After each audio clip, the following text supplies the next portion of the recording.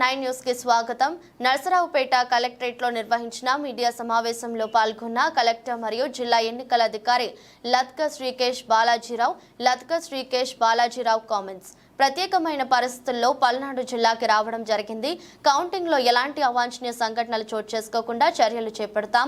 జిల్లాలో అన్ని పోలింగ్ స్టేషన్లో సజావుగా ఎన్నికలు జరిగాయి. కొన్ని చోట్ల మాత్రమే జరిగిన పరిస్థితులకు ఇలాంటి సంఘటనలు ఎదుర్కోవాల్సి వచ్చింది. ఇప్పటి వరకు పలువురుపై కేసులు నమోదు చేయడం జరిగింది. 7 నియోజకవర్గాలలో వైలెన్స్ కి పాల్పడిన వారిపై చర్యలు తీసుకుంటాం. 7 అసెంబ్లీ నియోజకవర్గాలు, ఒక పార్లమెంట్ కి గాను 196 కౌంటింగ్ టేబుల్స్, 700 మంది సిబ్బందితో కౌంటింగ్ నిర్వహిస్తున్నాం. పోలింగ్ రోజు జిల్లాలో 15,85,000 ఓట్లు పోలయ్యాయి. శాంతి భద్రతల దృష్ట్యా ఏర్పాటు చేసిన 144 సెక్షన్ జూన్ 5 వరకు కొనసాగిస్తున్నాం. జరగబోయే పరిస్థితులు బట్టి చర్యలు తీసుకుంటాం. నిన్నటినే ఎలక్షన్ కమిషన్ ఆదేశాల మేరకు పల్నాడు జిల్లా కలెక్టర్గా నేను ఛార్జ్ తీసుకోవడం జరిగింది.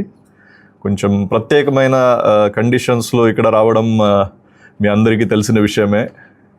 ఎప్పుడు లేని విధంగా జనరల్గా ఎలక్షన్ కమిషన్ ద్వారా కలెక్టర్స్, ఎస్పీలు మారడం పోల్ తర్వాత జరగడం చాలా తక్కువ ఉంటుంది.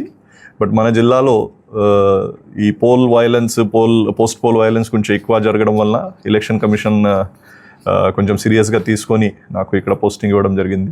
సో దాని మేరకు మనకి ఉన్నటువంటి ప్రత్యేకమైన పని ఇప్పుడు కౌంటింగ్ సజావుగా నిర్వహించడము, పీస్ఫుల్గా కౌంటింగ్ పూర్తి చేయడము, కౌంటింగ్ తర్వాత కూడా ఎక్కడ అవాంఛనీయ ఘటనలు జరగకుండా చూడడము. డిస్ట్రిక్ట్ అడ్మినిస్ట్రేషన్, పోలీస్ అడ్మినిస్ట్రేషన్ అందరూ కలిసి ఈ పని చేయాల్సిన అవసరం ఉంటుంది. ఇప్పుడు సరదాగా ఒక విషయం చెప్పాలంటే, గతంలో కూడా నేను ఉమ్మడి గుంటూరు జిల్లాలో పని చేసి ఉన్నాను. అప్పుడు కూడా గుంటూరు మున్సిపల్ కమిషనర్గా వచ్చినప్పుడు ప్రత్యేకమైన కండిషన్స్లోనే రావడం జరిగింది. కొంతమంది మీ విలేకరులలో కూడా పాత వాళ్ళు ఉంటే 2018లో డైరియా వలన గుంటూరు టౌన్లో ఇది జరిగినప్పుడు తాత్కాలికంగా అప్పుడు ఉన్న గవర్నమెంట్ నాకు జాయింట్ కలెక్టర్ విజయనగరం నుంచి గుంటూరు కమిషనర్గా పోస్ట్ చేయడం జరిగింది. సో అప్పుడు కూడా కొన్ని ప్రత్యేకమైన కండిషన్స్ ఉండేవి. ఇప్పుడు కూడా కొన్ని ప్రత్యేకమైన కండిషన్స్లో గుంటూరు రావడం జరిగింది. సో ఒక సామ్యం ఈ 2 ఘటనలు ఉంది. ఇప్పుడు నేను ఇంతకుముందు జాయింట్ కలెక్టర్ డిఆర్ఓ దగ్గర నుంచి తీసుకున్న ఇన్ఫర్మేషన్ పరంగా మన జిల్లాలో దాదాపు అన్ని పోలింగ్ స్టేషన్లో చాలా చక్కగా పోలింగ్ జరిగింది. కొన్ని లొకేషన్స్లో సంఘటనలు జరిగాయి, చాలా అన్ఫార్చునేట్ ఇన్సిడెంట్స్. ఈ చిన్న లొకేషన్ కొన్ని 27 కేసెస్ వలన మొత్తం జిల్లాలో జరిగిన మంచి ఎలక్షన్ ప్రాసెస్కి ఒక చెడ్డ పేరు అనవసరంగా రావడం జరిగింది. అది చాలా దురదృష్టకరం. సో కనీసం ఇప్పుడు కౌంటింగ్ టైంలో మన జిల్లాకి మళ్ళీ చెడ్డ పేరు రాకుండా పని చేయాలని మన అందరూ కూడా, not only district administration staff మాత్రమే కాకుండా ఇప్పుడు మీడియా మిత్రులు కూడా మీ ద్వారా ప్రజలు, అదేవిధంగా పొలిటికల్ పార్టీస్, ముఖ్యంగా వాళ్ళ కార్యకర్తలు, వాళ్ళ అందరికి కూడా నేను చేసింది అప్పీల్ అంటే, రాష్ట్ర వ్యాప్తంగా, దేశవ్యాప్తంగా మన జిల్లాకి ఒక చెడ్డ పేరు వచ్చేయడానికి మనం అందరూ కూడా కారణం. ఎవరు ఒక్కరి మీద మనం ఇది పడడానికి లేదు. కనీసం కౌంటింగ్ టైంలో అది జరగకుండా మనం అందరూ కూడా చూసుకుంటాము. దాంట్లో అందరూ సహకరించాలి. దాంట్లో అందరూ కూడా ఈ ప్రజాస్వామ్యంలో ఉన్నటువంటి ఒక పర్వం, దాంట్లో భాగస్వామ్యం అయి కోఆపరేట్ చేయాలని కోరుకుంటున్నాను. ఇప్పటివరకు జరిగిన వైలెన్స్ కేసెస్ ఏదైతే బుక్ అయ్యాయి దానికి కూడా త్వరితగతిన అన్ని ఛార్జ్ షీట్ పుటప్ చేయడం కానీ, పోలీస్ ద్వారా దానికి పర్సివేషన్ చేయడం అది చేసుకుంటాము. రాబోయే రోజులు కూడా మనకి ఇంకా పోలింగ్కి, కౌంటింగ్కి 14 డేస్ ఉన్నాయి. ఈ 14 డేస్ కూడా అన్ని కాన్స్టిట్యున్సీల వారీగా ఎక్కడ ఈ వైలెన్స్ చేసే వ్యక్తులు ఉన్నారు, ఏదైనా రౌడీ షీటర్స్ కానీ, ఏదైనా బైండ్ ఓవర్స్ చేసిన కేసెస్, దానికి మళ్ళీ పరిశీలించడం జరుగుతుంది. అడిషనల్ బైండ్ ఓవర్స్ ఏమైనా చేయాలంటే అది కూడా చేయించుకుంటాము. గతంలో బైండ్ ఓవర్ చేసిన వాళ్ళు ఈ కేసెస్లో పాల్పడినట్టయితే వాళ్ళ మీద ఆ బైండ్ ఓవర్ కేసెస్ ఇంప్లిమెంట్ చేయడానికి కూడా కఠిన చర్యలు తీసుకుంటాము. బైండ్ ఓవర్ చేసిన కేసెస్లు, ఇప్పుడు కేసు బుక్ అయిన మనుషులు, వాళ్ళలో ఏదైనా సామ్యం అయితే మనం కరెక్ట్గా బైండ్ ఓవర్ చేస్తామని కూడా మనకి ఒక అసెస్మెంట్ వచ్చేస్తుంది.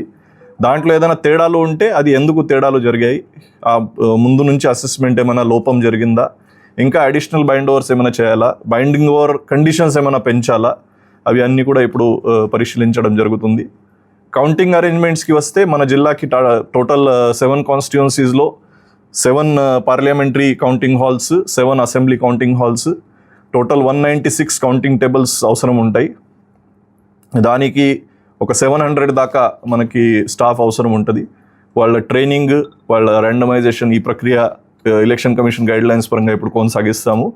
దాంట్లో ఎక్కడా కూడా లోపం కానీ ల్యాబ్స్ ఉండడానికి అవకాశం లేదు. ఓకే, ఎలక్షన్ వరకు నేను మాట్లాడుతున్నాను. మిగతా విషయాలు పెద్దగా యాజ్ అ డిస్ట్రిక్ట్ కలెక్టర్ చాలా విషయాలు ఉండొచ్చు, బట్ ఈ next 20 days district magistrate role ఎక్కువ ఉంది అని నాకు కనిపిస్తుంది. District magistrate plus district election officer, డిఈఓగా ఎక్కువ రోల్ ఉన్నట్టుంది. సో దాని గురించి ప్రజెంట్ పెద్ద ఫోకస్ పెట్టుకుంటాము. ఆఫ్టర్ పోల్ ఎలాగైనా మన రెగ్యులర్ అడ్మినిస్ట్రేషన్ గురించి మనం మాట్లాడచ్చు. మీ వైపు నుంచి ఎప్పుడైనా at any given point of time suggestions, ఏది ఇన్ఫర్మేషన్ ఈజ్ ఆల్వేస్ వెల్కమ్. నా అఫీషియల్ ఫోన్ మీ అందరికీ తెలిసి ఉంటుంది, అఫీషియల్ ఫోన్ నంబర్. సో మీరు ఏమైనా మెసేజ్ పెట్టినా, ఇన్ఫర్మేషన్ ఇచ్చినా ఆల్వేస్ వెల్కమ్. నేను ఫోన్ పికప్ చేయనా కూడా మెసేజ్ పెట్టుకోండి. సో మెసేజ్ పెట్టుకుంటే I will be happy. Okay, so ఈ ప్రత్యేకమైన కండిషన్స్లో అందరిది సహకారం ఉంటేనే మనము విజయవంతంగా ఈ ఉన్న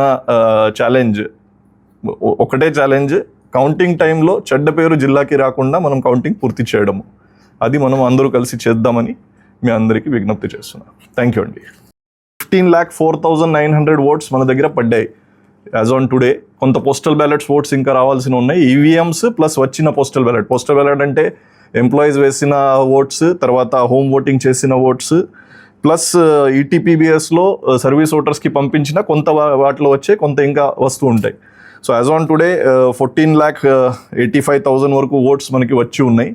సో ఈ అన్నిటికీ కూడా సజాపుగా 4th June రోజు మనం లెక్కింపు చేయడం జరుగుతుంది.